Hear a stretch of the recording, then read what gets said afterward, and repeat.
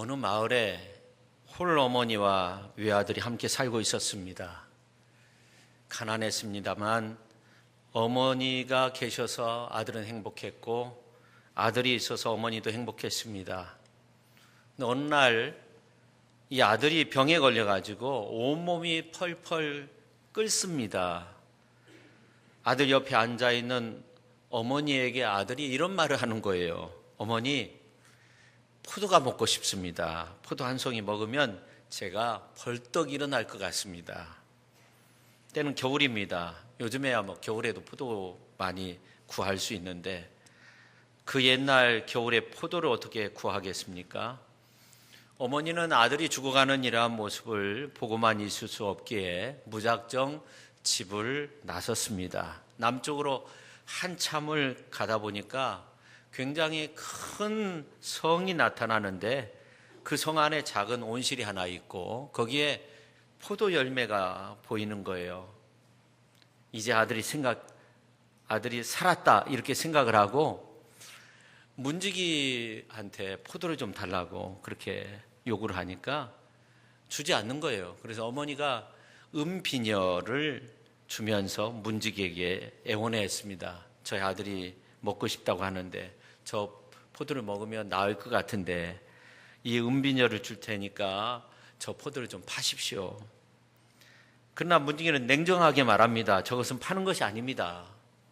이때 어머니가 속으로 생각하기를 그래 저렇게 귀한 포도를 이 겨울에 은비녀 하나 가지고 어떻게 살 수 있겠느냐 해가지고 다시 집으로 와가지고 많은 물건을 내다 팔아서 꽤 많은 돈을 가지고 그곳에 가니까 역시 포도가 있는 거예요.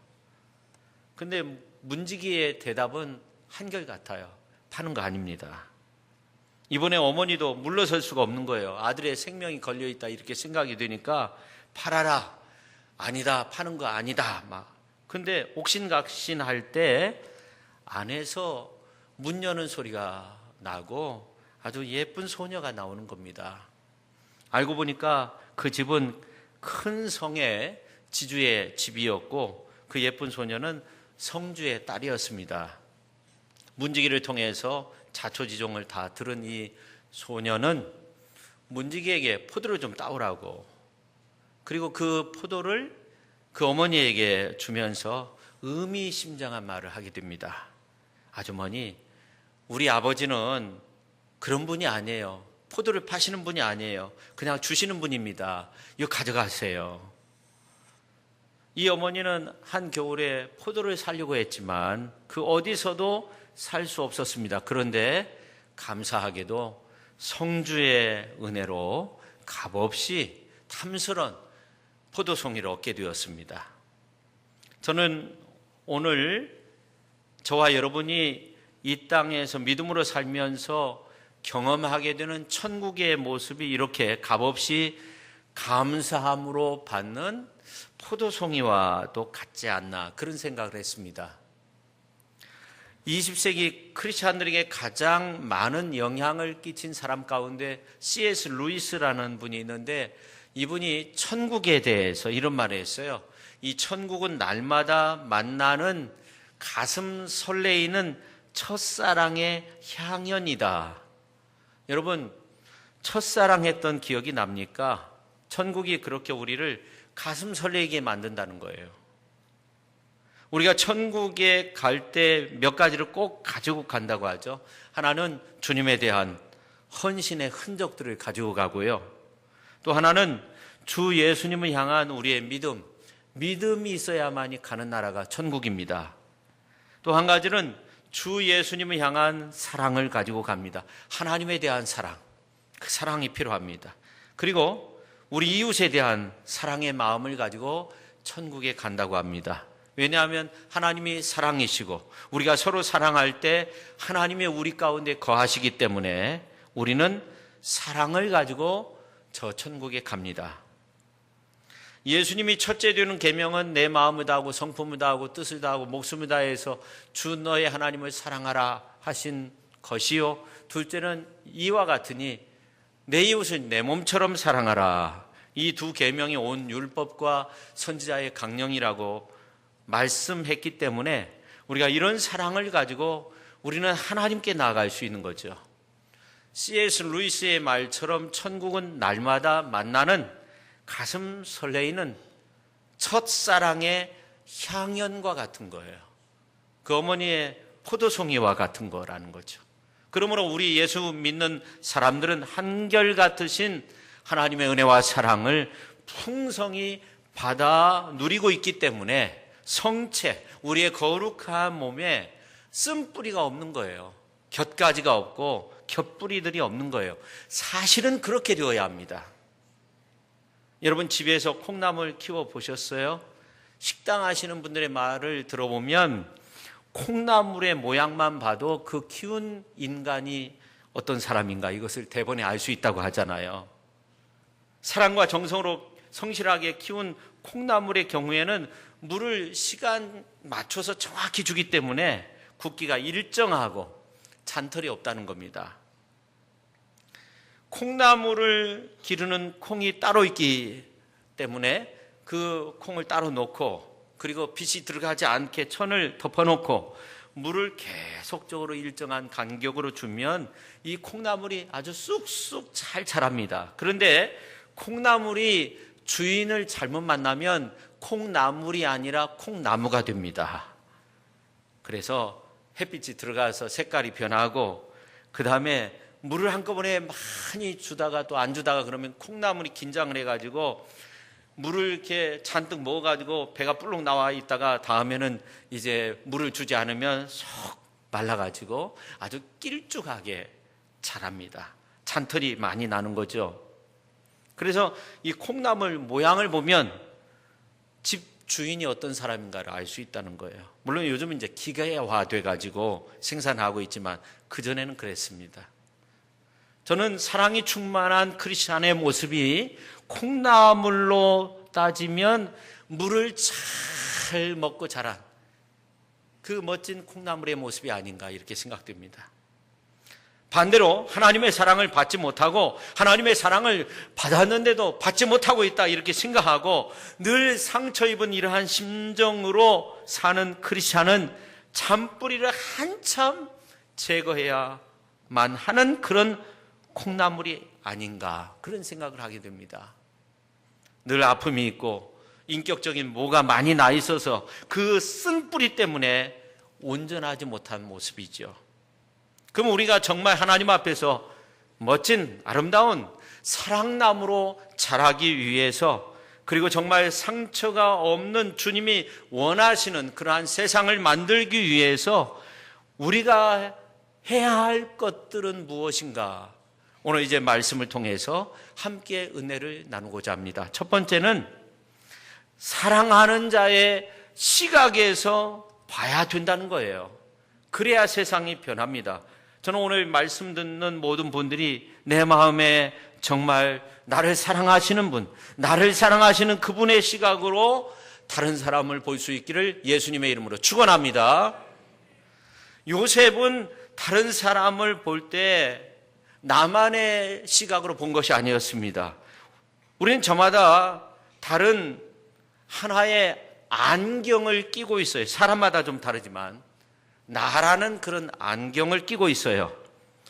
이 안경을 끼고 다른 사람을 봅니다. 그런데 요셉은 또 하나의 안경을 끼고 다른 피조 세계를 봤는데 그 안경이 뭐냐면 자기를 사랑하는 자의 마음이었어요. 그래서 자기를 사랑하는 자의 사랑의 안경을 쓰고 다른 사람을 보았습니다. 오늘 이제 그 사실이 29절에 나와 있는데 재미있는 표현이 나옵니다. 29절 말씀 가운데 보면 요셉이 눈을 들어 자기 어머니 아들 자기 동생 베냐민을 보고 눈을 들어서 베냐민을 본 겁니다. 자기 어머니 아들 베냐민을 본 겁니다. 그냥 요셉이 베냐민 봤다 그러면 되잖아요. 근데 요셉이 눈을 들어 자기 어머니 아들 자기 동생 베냐민을 보고 그렇게 말씀하고 있어요. 요셉은 동생 베냐민을 자기의 동생의 관계로만 보지 않고 자기를 사랑했던 어머니의 아들로서 베냐민을 보고 있는 겁니다. 여러분 고대 시대에 라헬이 아기를 못 낳다가 정말 기적같이 요셉을 낳았어요. 그러니까 요셉이 얼마나 어머니의 사랑을 많이 받았겠어요. 그런데 어머니가 그만 동생 베냐민을 낳다가 죽게 돼요. 그러니까 동생 베냐민은 어머니의 생명으로 낳은 거예요. 어렸을 때는 베냐민이 원망스러웠는데 아저씨 뻘 드는 그 나이에 형들이 요셉을 미워할 때 은근히 의지할 수 있는 사람은 동생 베냐민밖에 없었어요. 아버지는 형들을 낳은 다른 3명의 어머니의 눈치를 볼 수밖에 없었기 때문에 거기에 신경을 많이 쓰셔야 했고 진정 자신을 걱정해주고 이해해준 사람은 베냐민밖에 없었습니다. 그런데 요셉이 형들의 미움을 사가지고 애굽 나라로 노예로 팔려가지고 13년 동안 이국 생활을 하게 되는데 노예 생활, 감옥 생활하면서 얼마나 베냐민을 보고 싶었겠어요. 베냐민도 나처럼 혹시 팔려온 것은 아닐까 이런 생각을 다 했을 겁니다. 그러다가 요셉이 총리가 되고 그리고 가정을 꾸린 이후에 바쁘게 살다가 보니까 어느 정도 잊을 수 있었어요. 아니 어떻게 보면 열심히 일하면서 베냐민을 잊으려고 그렇게 노력했는지도 모르죠. 그러다가 오늘 이제 본문 말씀 가운데 보니까 형들이 베냐민을 데리고 와서 요셉이 동생 베냐민을 만난 겁니다. 그때 요셉이 베냐민을 보고 어떻게 생각합니까? 오늘 이제 말씀 가운데 보면은 어머니의 아들 베냐민을 보았다는 거예요. 그러면서 오늘 이제 30절, 31절에 있는 말씀을 보면 마음이 막 복받쳐가지고 아우를 사랑하는 마음이 있어가지고 울 곳을 찾아가지고 안방으로 들어가서 실컷 울고 얼굴을 씻고 와서 먹을 것을 주는 거예요. 음식을 차려서 함께 먹는 겁니다. 근데 재밌는 것은 베냐민에게는 몇 배를 주었어요? 오늘 이제 그 34절에 있는 말씀을 보면 5배를 주었다고 그렇게 말씀하고 있어요. 지난 수요일에 우리 전체 여신도 회장님이 회장으로 봉사하는 것도 감사한데 회장단 모임에 교역자들을 부르셔가지고 식사 대접을 해주셨어요. 밥을 다 먹었는데 또 음식이 나오는 짜장면이 나오는 거예요. 우리 권사님이 추가로 시킨 거예요. 약간 부담은 됐지만 그 사랑의 마음을 느낄 수 있었어요. 지금 요셉이 베냐민에게 음식이 모자라서 5배를 더 주었겠습니까? 요셉은 베냐민을 어머니의 아들로 보고 있는, 나를 사랑하는 어머니, 그 어머니의 아들로 보고 대접을 하고 있는 겁니다. 사랑의 특성이 뭔가? 주고 또 주어도 또 주고 싶은 마음, 그런 마음을 갖게 돼요. 사랑에 빠지면 그런 거예요. 베냐민에게 음식이 없는 것이 아니었습니다. 충분히 있었습니다. 근데 또 주고 또 주고 자기의 것을 다 주고 있는 거예요. 요셉의 형제들이 적어도 2인분, 3인분씩은 먹었을 거예요. 그냥 이름은 적게 우리가 먹는 것처럼 그렇게 먹은 것이 아니에요. 왜냐하면 여행을 하고 왔고 그리고 먹을 것이 없는 가운데 왔기 때문에 엄청나게 한 3인분씩은 먹었을 거예요. 거기다가 5배를 더해 준 거예요. 그럼 어떻게 돼요? 15인분 아닙니까? 15인분 다 먹으면 어떻게 돼요? 배 터져서 죽어요. 저 어렸을 때 집에 꺼먹돼지를 키운 적이 있어요. 그 팔아가지고 뭐 돈을 얻기 위한 것이 아니라 겨울에 가을쯤 해가지고 잡아가지고 겨울에 고기 먹고 싶어가지고 그걸 키웠어요. 그래서 젊었을 때부터 지방간이 있더라고요. 근데 한 번은 이런 일이 있었어요. 꺼먹돼지가 새끼를 낳았는데 새끼 한 마리가 얼마나 먹성이 좋은지 내 음식물 찌꺼기 있게 좀 막 혼자 다 먹는 거예요. 배는 터져 죽진 않았지만 죽었어요. 만져보니까 배가 단단해요. 45년 전 이야기입니다. 베냐민이 15인분 다 먹을 수 있느냐? 그렇지 않아요. 근데 요셉은 어머니의 마음으로 막 주고 싶은 거예요. 우리 어머니도 그러잖아요. 막 주고 싶어서. 그래서 34절 말씀을 보니까 그들이 마시며 요셉과 함께 즐거워하였더라. 이 요셉에게 주는 자의 기쁨이 있었던 겁니다. 주는 자의 기쁨이 있었던 거예요. 1900년 4월 30일에 뉴욕 카네기 홀에서 만국 선교대회가 있었습니다. 이 대회에 의료분과에서 에비슨 박사의 연설이 있었어요. 에비슨이 누구냐면 1893년부터 서울에 있는 제중원의 원장으로 일했던 사람이죠. 고종 황제를 치료해 주었던 사람. 우리나라 최초로 백정을 의사 만든 최초의 의사가 백정이었죠. 42년 동안 한국에서 의료 선교를 했던 분이에요. 이분이 한국에 와서 보니까 이 한국 백성들이 너무너무 불쌍한 거예요. 질병에 시달리고 있고 병원도 없고 무속, 미신에 사로잡혀 있고 너무나 가난해서 고통스러워하고 있고 병원은 있긴 있는데 몇 개 없는 거죠. 그래서 큰 병원을 세워가지고 이제 많은 사람들에게 도움을 주어야 되겠다. 의사도 키워야 되겠다. 이렇게 생각을 한 거예요. 그래가지고 배를 타고 미국에 가가지고 1900년 4월 30일에 뉴욕에서 연설을 하는 거예요. 후원금을 모집하는 겁니다. 지금 저 아시아 조선이라는 작은 나라에 진료소 몇 개 있는데 자금이 부족해서 건물, 장비, 인원 등이 많은 어려움 속에 있습니다. 규모가 더 큰 병원을 지어서 의료인들이 한 곳에서 진료할 수 있게 된다면 그 효과가 매우 클 것 같습니다.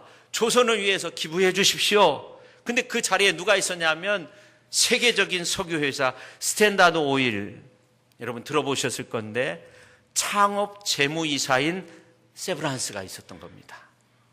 독실한 크리스찬으로서 장로교 선교에 크게 일했던, 자선활동도 많이 하고 사회에 대해서 관심이 많아가지고 노예제도에 대해서도 적극 반대했던 그런 분인데, 만국 선교대회에 이제 의료분과에서 에비슨 박사의 그 연설을 듣고 감동을 받아가지고 내가 조선에 병원을 세워야 되겠다 이렇게 생각을 했어요.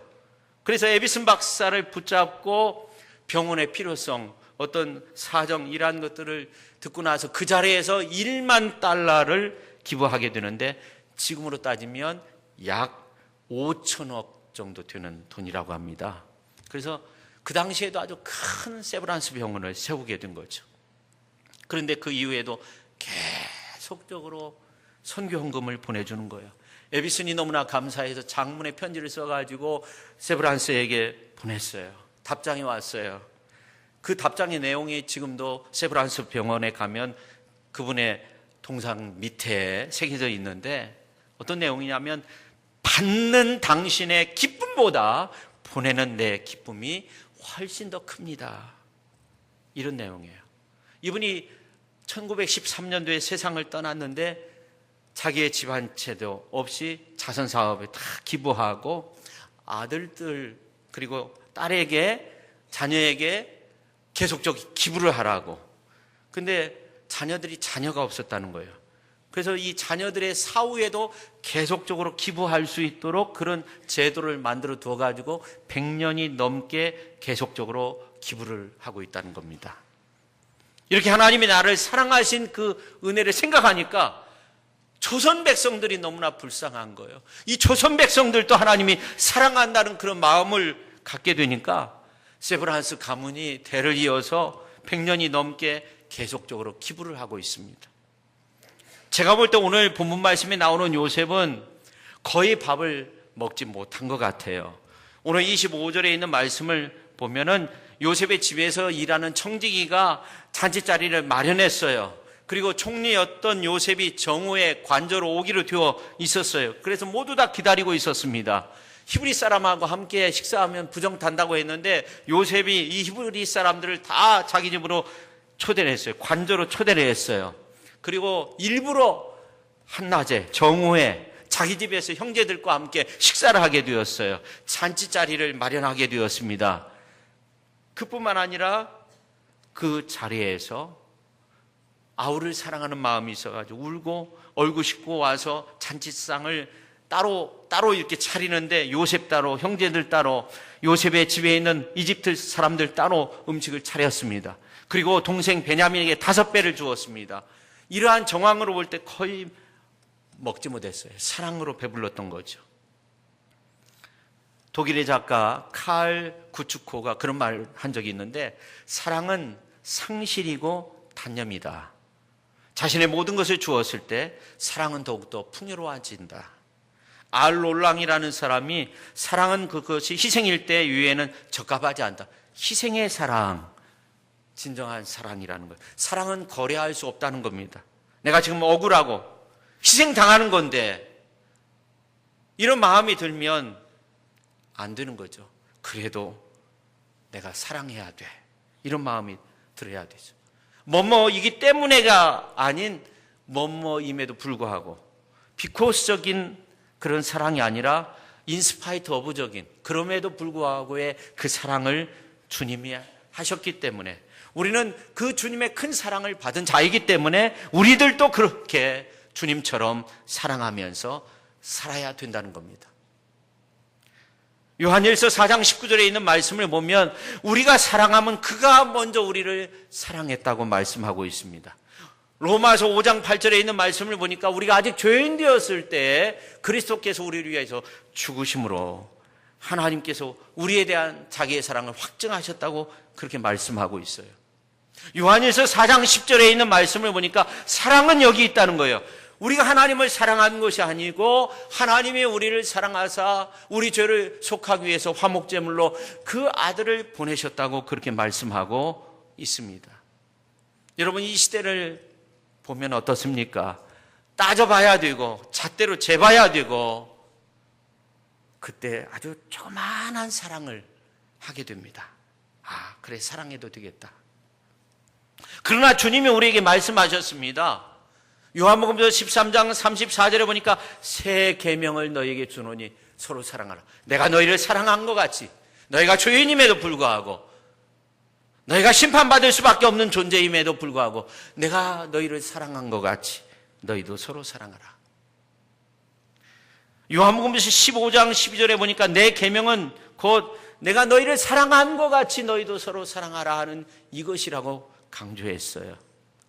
요한복음서 13장에 나오는 새 계명을 준다고 주님이 말씀하셨는데 이 새 계명을 준다고 하시면서 서로 사랑하라고 말씀하실 때 그때가 어느 때냐면 가룟 유다가 예수님을 배반하실 것을 예고하시면서 그래도 서로 사랑해야 된다는 거예요. 그런 사람들도 사랑해야 된다는 거예요.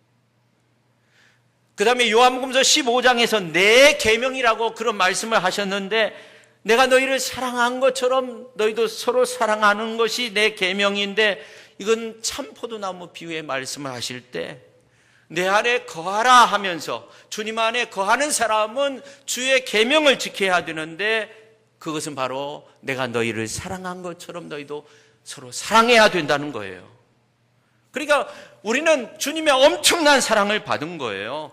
그 사랑의 계명을 우리가 가지고 있는 겁니다. 무조건적인 사랑을 우리가 받고 있어요.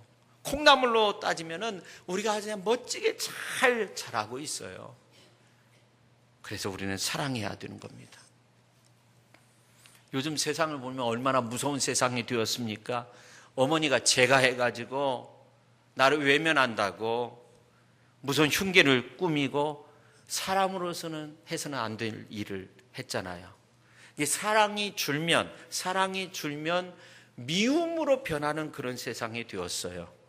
사랑이 줄었다고 해서 미움으로 변해요. 아직도 사랑하고 있는데 우리 크리스찬들은 정말 큰 하나님의 사랑을 받았기 때문에 내가 좀 억울한 것 같고 내가 좀 손해보는 것 같아도 저 사람의 그 사랑이 나에 대해서 좀 줄어든 것 같아도 내가 가진 그 사랑, 주님께로부터 받은 그 사랑을 나누면서 베풀면서 살아야 될 줄로 믿습니다. 큰 사랑을 받았기 때문에 그렇습니다. 근데 하나님의 모습을 보니까 맨 처음부터 우리에게 막 주셨어요. 에덴 동산 주시고 아담에게 하와 주시고 뱀의 유혹에 넘어갔는데 가죽 옷을 지어 입혀주시고 계속적으로 범죄하지만 사사들, 예언자들 보내시고 일으켜 세워주시고 율법 주시고 말씀 주시고 마지막 때에 하나밖에 없으신 독생성자 예수님을 보내주시고 희생체물 삼아주셔서 내어주셔서 BC와 AD를 나누시고 우리가 생명 얻은 자의 시대 속에서 살도록 주님의 사랑의 시대에서 살도록 그렇게 만들어주셨어요. 주님은 보혜사 성령을 또 우리에게 보내주셨어요. 그래서 하나님을 아빠라고 그렇게 부르짖으며 살아갈 수 있도록 그렇게 우리에게 많은 것을 주셨어요. 행복 만땅해 가지고요, 넘쳐 흐르는 그런 삶을 살도록 우리에게 많은 것을 주신 거예요. 그래서 우리 교회 성도님들이 행복했으면 좋겠어요. 오늘 말씀 듣는 모든 분들이 사랑이 가득 찬 가운데 살아가실 수 있기를 예수님의 이름으로 축원합니다. 우리 인생이 어떤 방식으로든지 사랑이 많은 성도로서 그렇게 아름답게 살아야 되는 겁니다. 세상을 변화시킬 수 있어야 돼요. 사랑 많은 성도로서 살아가기 위해서 그 아버지의 사랑의 마음을 알고, 우리 하나님 아버지의 사랑의 마음을 알고 그 아버지의 사랑의 마음으로 이웃을 돌아봐야 되는 거죠.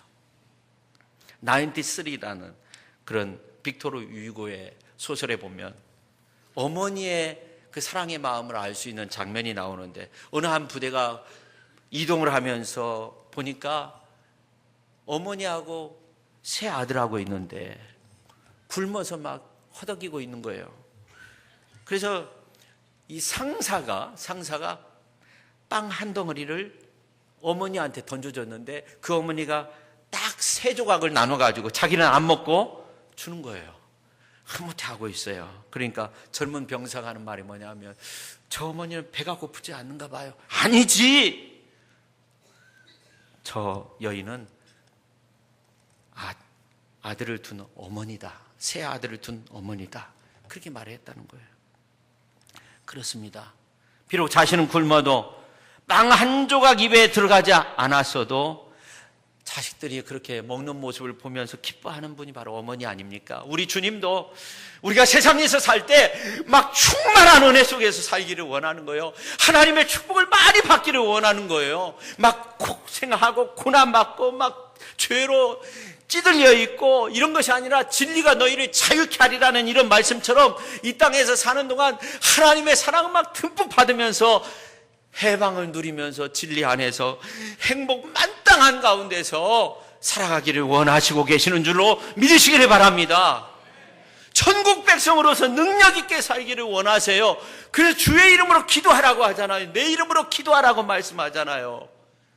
내 이름에 능력이 있기 때문에 주의 이름으로 기도하면서 살면 이루시겠다는 거예요. 다 주겠다는 거예요. 자식에게 악한 자라도 좋은 것 주지 않느냐? 하늘며 하나님 아버지께 구하는 자에게 좋은 것 주시지 않겠느냐?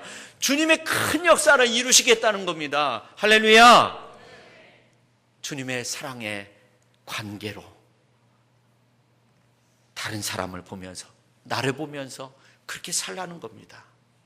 그 다음에 두 번째, 나 자신을 초월하는 그런 관심이 필요합니다. 지금 요셉의 형들은 굉장히 긴장하고 있어요. 왜냐하면 지난번에 왔을 때, 애굽에 왔을 때 이 시므온을, 형제 시므온을 볼모로 잡고 베냐민을 데려오도록 했어요. 그래서 유다가 아버지 야곱 겨우 설득해가지고 내 목숨을 내놓겠다고 막 이렇게 설득해가지고 이제 베냐민을 데리고 애굽으로 왔는데, 요셉이 자기 집에 형제들을 초대했어요. 청지기 시켜서. 이제 우리가 큰일 났다. 이제 우리가 애굽 총리의 노예가 되었다. 우리가 타고 온 나귀 다 빼앗기고 이제 어떻게 갈 길도 없다. 이렇게 생각을 하는 거죠. 그래서 전에 받지 않았던 이 부대 속에 있었던 양식값 다 가져왔고, 또 아버지가 준 예물, 가나안 땅에서 가져온 예물, 그리고 자신들이 준비한 예물, 이러한 것들을 요셉 앞에 다 내려놓고 하는 말이 뭐냐면, 이제 이 귀한 것들을 받으시라는 거죠. 막 절하면서 환심을 사야 했습니다. 누명을 쓰고 죽임을 당할 수도 있고 노예가 될 수도 있는 상황이었습니다. 그래서 요셉이 이제 정오에 오자마자 준비한 모든 것들을 다 바칩니다. 자기 얼굴을 땅에 닿도록 그렇게 절을 합니다. 그때 요셉의 반응이 참 재밌어요. 우리의 모습과는 달라요. 오늘 이제 27절에 있는 말씀을 우리가 같이 한번 읽도록 하겠습니다. 요셉이 그들의 안부를 물으며 이르되, 너희 아버지 너희가 말하던 그 노인이 안녕하시냐? 아직도 생존해 계시느냐? 그러니까 놀라운 것은 요셉은 자기를 벗어나서 상대편 위주로 지금 관심을 쏟으면서 말을 하고 있는 겁니다. 그렇지 않습니까? 여러분, 만약 여러분이 요셉이라고 한번 생각해 보세요. 그 전에 내가 하나님 앞에 이렇게 기도했는데, 그대로 이루어졌구나. 형들이 나한테 절하고, 그리고 이제 오늘 이제 말씀의 내용 26절에 있는 27절에 있는 말씀을 이렇게 쭉 계속적으로 읽어보면 아버지까지도 이제 총리의 당신의 종으로 그렇게 표현하고 있잖아요. 우쭐댈 수도 있잖아요. 그런데 오늘 이제 요셉은 그렇게 하지 않았어요. 형들의 안부를 묻고 그 다음에 아버지의 안부를 묻고 있습니다. 여러분, 우리가 사랑하는 마음을 가지게 되면 나에게가 아니라 나의 존재가 아닌 상대방으로 그 존재의 중심축이 이동하는 거예요. 나에 대해서는 관심이 없어요. 과거에 내가 어떻게 살았는가, 내가 어떤 비전을 가지고 있었는가, 이런 거 생각하지 않았어요. 상대방에 대해서 이야기하고 있습니다. 신앙이 성숙해 가는 것도 그런 겁니다. 전에는 신앙생활 할 때 나만을 위해서 막 기도했어요. 나 중심적으로 신앙생활 했어요. 근데 신앙이 깊어지니까요, 다른 사람에 대해서 기도하기 시작해요. 그분이 지난주에 안 나왔는데, 그분이 몸이 아프다고 하는데 그분을 위해서 내가 오늘 기도해야 되겠다. 내가 좀 배려하는 삶을 살아야 되겠다. 더 나아가 주님 앞에서도 그래요. 주님의 안부가 궁금해요. 이게 무슨 말이냐면, 내가 드리는 이 예배 하나님이 정말 받으실까? 기뻐 받으시는 예배가 되어야 하는데, 내가 드리는 기도 하나님께서 받으셔야 될 때, 내가 드리는 이 찬양 주님이 보실 때 어떠하실까? 내가 지금 살아가는 이 모습 주님이 정말 기뻐하실 건가? 이런 생각을 하게 되는 겁니다. 신앙이 깊어지니까 그런 거예요.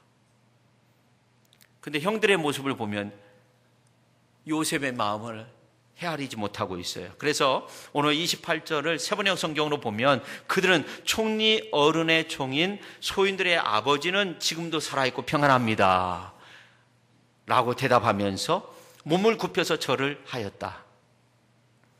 사실 오늘 우리들도 주님의 마음을 전혀 이해하지 못할 때가 너무나도 많이 있습니다. 주님의 마음은 우리가 주님 앞에서 평안히 서는 겁니다. 예수님의 마음은 우리가 어떻게 하면 살 건가, 여기에 관심이 있습니다. 어떻게 하면 죄악으로부터 자유케 될 건가, 여기에 관심이 있습니다. 그래서 예수님이 예루살렘 성에 입성하실 때 수많은 사람들이 예수님을 따르면서 호산나 호산나 막 외치죠. 지금 우리를 구원하소서 외칠 때 예수님은 어린 나귀 새끼 타고 들어갔어요. 그리고 끝까지 십자가를 지는 섬김의 모습을 지녔어요. 녹슨 세 개의 대못에 밖에서 꼼짝 못하고 십자가 상에 매달려 계실 때도 사람들이 조롱하고 침뱉고 너 내려와라 그렇게 막 욕설을 퍼부를 때도, 이제 예수님을 멸시할 때도 예수님은 내려오지 않았어요. 잘 참았어요. 저주하지 않았어요. 대꾸하지 않았어요. 그들의 안부가 걱정이 됐어요. 그래서 십자가 상에서 첫 마디의 그 기도의 내용이 뭡니까? 아버지요, 저들의 죄를 용서하여 주소서. 저들이 하는 일을 알지 못합니다. 예수님은 저들의 영혼이 어떻게든 구원받아야 돼. 어떻게든 죄사함을 얻어야 돼. 당신 자신을 완전히 초월해서 상대방에 관심을 두고 그들을 위해서 기도했어요. 그래서 십자가상에서 죽으신 거 아닙니까? 우리를 구원해내기 위해서. 예수님의 오직 하나의 관심은 한 영혼이라도 구원받는 데 있다는 거예요.